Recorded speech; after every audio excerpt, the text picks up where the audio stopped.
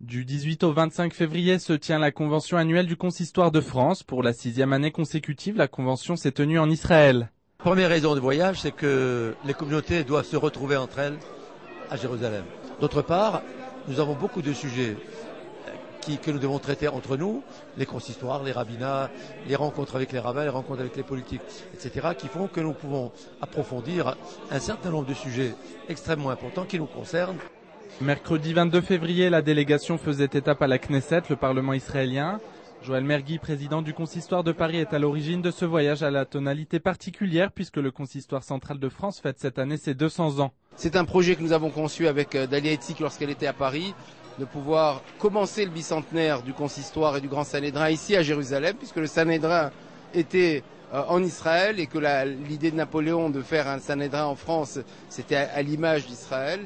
Grand promoteur de l'Alia, l'émigration des Juifs de la diaspora vers Israël, le Consistoire demeure une institution française et son engagement indéfectible aux côtés d'Israël met le judaïsme français face à l'imbroglio de la double identité. Il faut le rappeler, nous sommes français, nous aimons la France, mais cette terre d'Israël a besoin d'être défendue par les Juifs du monde entier. Le judaïsme français a donné beaucoup de choses à Israël. C'est une richesse pour la France parce que tous ces gens-là seront les ambassadeurs de la France en Israël pour consolider encore les rapports entre la France et Israël.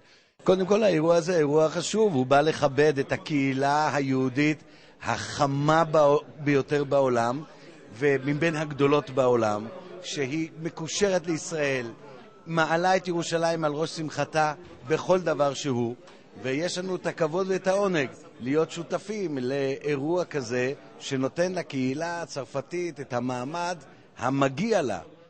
Côté israélien, la délégation française a été reçue avec beaucoup de chaleur au cours d'une réception très officielle, présidée par Dalia Itzik, la présidente de la Knesset et présidente par intérim d'Israël. À la tribune, chacun s'est succédé pour rappeler l'attachement du judaïsme français à Israël et par la même occasion de la France tout entière à l'État hébreu, comme pour justifier le lien qui unit les Juifs de France à Israël. זה 200 שנה שהקיסר נפוליאון הקים את הקונסיסטואר, אבל הוא לא ציפה ש200 שנה אחרי זה נהיה פה בירושלים. אולי כוונתו לא הייתה כל כך טהורה. אומרים שבזה רצה שהיהודים יתבוללו, לגמרי יהיו צרפתים טובים. אבל אנחנו זכינו להיות צרפתים טובים ויהודים טובים. Je peux vous assurer d'ailleurs que les Juifs ne sont pas les seuls en France à aimer Israël. L'immense majorité des Français sont derrière Israël.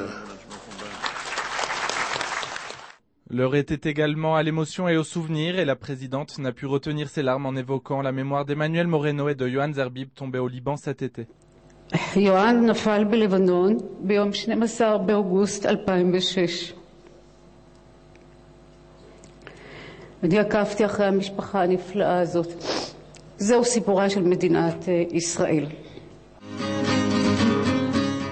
Et comme il est de tradition dans le judaïsme, la tristesse a immédiatement fait place à la joie avec une représentation d'Enrico Macias en chanson. Seule fausse note de la soirée, nulle mention n'aura été faite de Gilad Shalit, lui aussi de nationalité française et toujours retenu à Gaza. Je suis très touché d'avoir chanté à la Knesset, au Parlement israélien.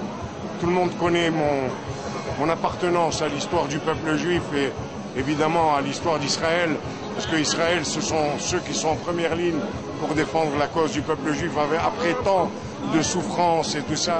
Ce qui compte pour moi, c'est la solidarité du peuple juif pour son existence et pour sa sécurité. Ça, et son bonheur. Ça compte plus que les histoires de scandale. On s'en fout.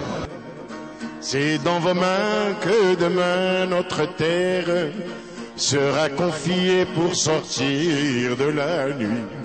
Et notre espoir de revoir la lumière. Des paroles un peu naïves mais toujours actuelles qui portent également le message que les Juifs de France sont venus apporter en Israël. Jetez vos armes, faites du monde un paradis.